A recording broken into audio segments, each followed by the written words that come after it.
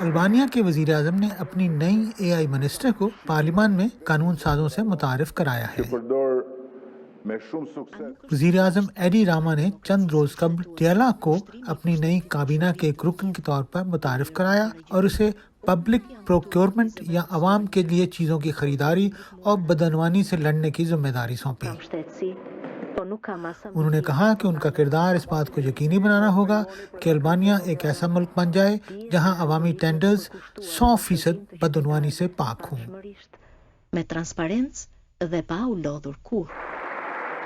یہ اقدام سرکاری کے بجائے علامتی ہے، کیونکہ البانیہ کا آئین اس بات پر اصرار کرتا ہے کہ حکومتی وزراء کی عمر کم از کم 18 سال ہو اور وہ ذہنی طور پر قابل شہری ہوں۔